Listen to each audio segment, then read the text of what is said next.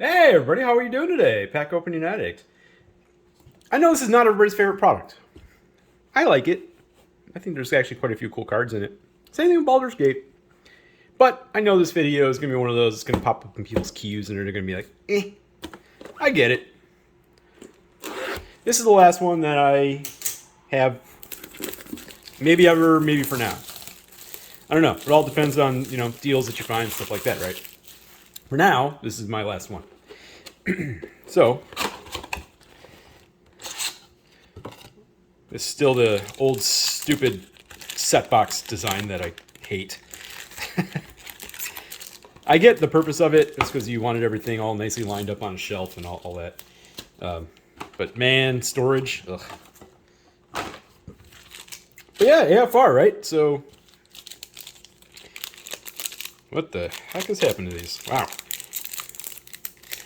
Again, long-term storage of. Please tell me this is a. It is not signed. That would have been sweet. Anyway, so these are Japanese printed. Let's go through them. There are some things to take note of in uncommons and commons. Actually, I don't think the set box had Deadly Dispute, did it? Oh, it did not. But it did have Portable Hole. So we got to check those uncommons. Okay, we got Rogue Class for our very first rare and Westgate Regent for number 2. I did make a conscious decision that these old set box designs, I'm not going to keep any of them for long term.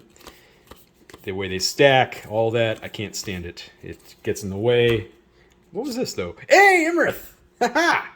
Borderless Imrith for our first Mythic. Not bad. Out of a set box. Like, that is so much of a better feeling out of a set box than it does out of a collector box. Anyway, Gelatinous Cube, yeah, that is in fact a card. Really, I guess I obviously I'm hoping for Old Gnawbone. Some other of the dragons would be kind of cool. Like that one. That's a good start. Hall Storm Giants, the land cycle. The land cycle is doing surprisingly decent and always seems to be slightly ticking up. Like Hall Storm Giants there. Mind Flayer, please be signed? No. Teleportation Circle. See, that's the kind of rare that exactly the kind of thing I'm talking about. People are so hung up on the dice rolling and the dungeon mechanic, and I get it. I don't care for that myself, too. But then there's cards like that. Cards like that are pretty darn good. Okra Jelly, and our second mythic is the Grandmaster of Flowers. I wish they actually just made Bahamut. But no, instead you did that. Holy crap, a Balefire Dragon off the list? Oh, okay. That just made this box probably worth it. Wow. All right. That's a great little hit right there off the list. I shouldn't even call it a little hit. That's a huge hit. What are those up to right now? Like $30? Jeez. Didn't expect it. Didn't know it was on. I mean, didn't know they ever put that on the list. Actually, we got Orcus in a leather armor. Yeah, portable holes I think are up to like $5, $6, $7, something like that. So it replaced Deadly Dispute. Even that has held on to like $1.50, even with getting 2 back-to-back reprints. Nadar, Varus, Fighter Class, and the 3 rare pack totaling nothing. Isn't it the way it always works, right? You get the 3 rare pack and you're super excited and it's nothing. It's weird how that happens. Lair of the Hydra. Beautiful. Grazzle X. Cool card. Didn't do anything.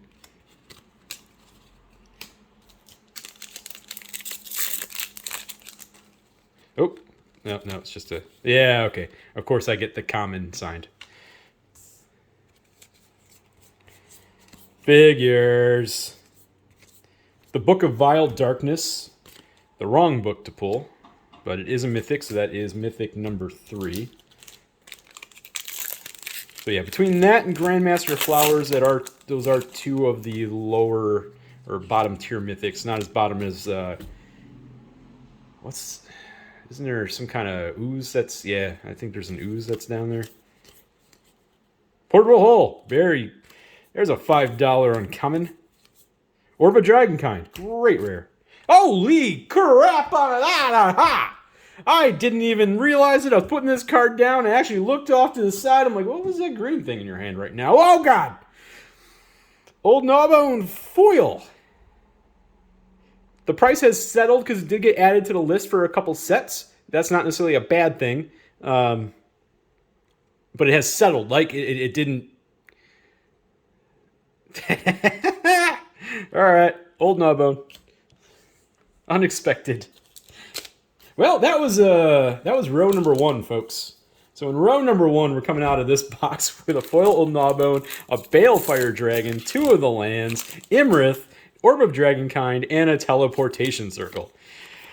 None of that has anything to do with dice rolling. Tell me again how much you hate this. You hate this product. Tell me again. Okay, we got the Hobgoblin Bandit Lord, which is actually a solid little pull, and True Polymorph. Yep, don't care.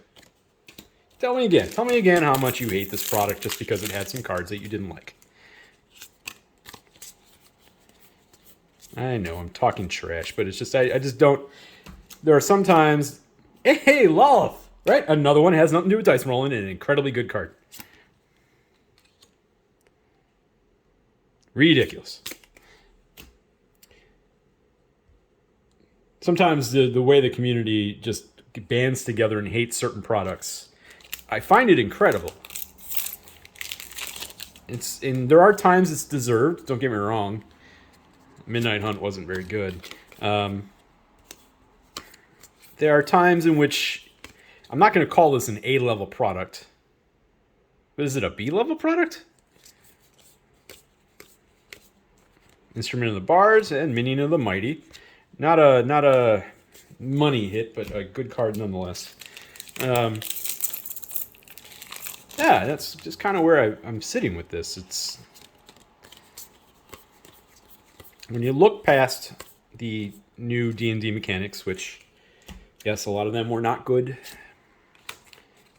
And we got the Gatekeeper of Malakir. You know what? Balefire, I usually don't put the mythics off the list with the other mythics, but you have earned it. You've earned your place. And I don't want to keep burying you with everything else. Displacer Beast, Kalane, amazing card. Spear of Annihilation. But yeah, I feel like I'm always on a soapbox about this set all the time. More so than even Baldur's Gate. And Zariel for the other Planeswalker. So that is another mythic. And then we got Invisible Stalker, because I guess we're going to keep getting OG Innistrad cards. Balefire was Innistrad, right? Yes. Thought it was.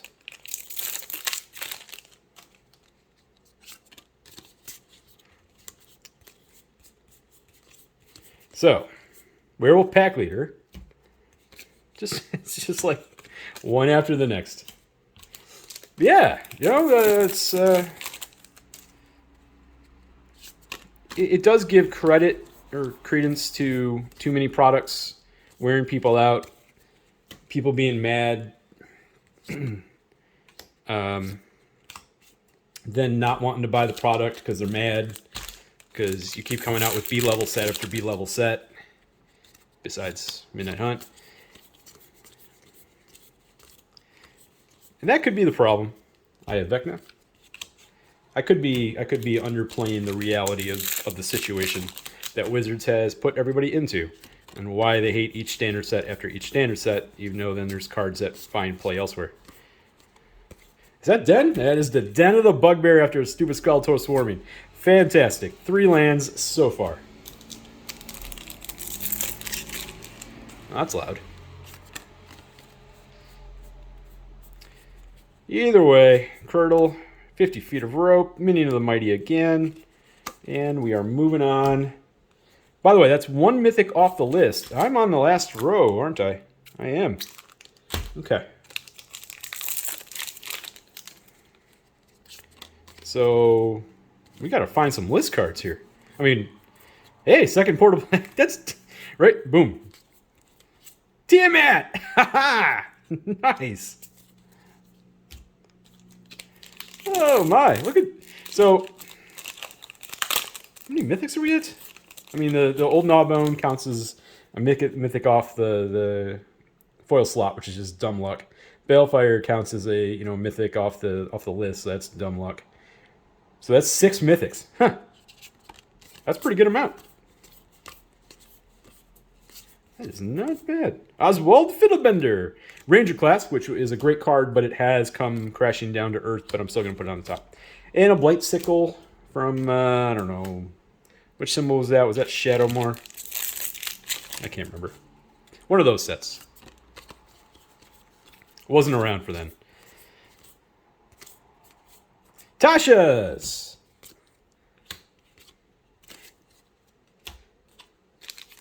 This is a really good box, though, folks. So to be fair, this is in fact quite a good box, and I've opened up a couple boxes of these that were a little less than spectacular. So, and we're keeping that mythic train going with another Demi-Lich, or a Demi-Lich, and then a foil Kalane. Very nice. Put that aside there. And Stony Brook Schoolmaster off of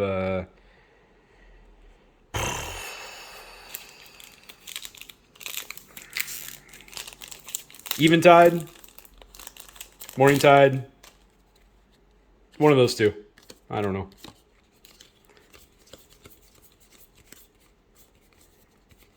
Treasure chest, not the treasure thing we are looking for. Green Dragon. You know, whenever you see those, it's kind of like, oh god, what is that back there? But then you remember that it's just all the uncommons that they did some really cool artwork with, but aren't particularly good cards. I'm sure they're great and limited, though. Just not in constructed formats. But hey, they're an uncommon, so, great place to put a card like that. We've got Wish, Mind Sorcerer, and the Chemister's Insight from Guilds? Yeah, Guilds. All right, 2 packs left. I doubt there's going to be any Mythics. I would like to see another rare off the list. Or Mythic. Huh? Am I asking for too much? Yes. Oh, it looks like we got a sweet land coming up. And we got Hall of Storm Giants. Again, that's time in the... These are cool. I like this treatment. I kind of wish they brought that treatment back for some cards in Baldur's Gate instead of bringing back the Parchment. But we got Barbarian class. And we did get another Mythic. We got Maelstrom Nexus. Cool. That's not a huge hit, but that's pretty sweet. All right, last pack. Thanks for watching, everybody. Those that did watch. Appreciate it. I know this is not everybody's cup of tea, and I get it. I hope that I'm sharing some of my personal excitement that I feel for this set, because I actually have found myself playing with quite a few of these cards. Paladin class, that's a cool card. Hey, Hive of the Eye Tyrant, another one of those lands that has been creeping up. And it's probably going to be, yep, that is all she wrote. Awesome. That's awesome. Awesome. I mean, okay, this was a good box, yes. So I have to remind myself of that right now, that this wasn't exactly common. This was a very good box of AFR. But that, yeah, I like the set.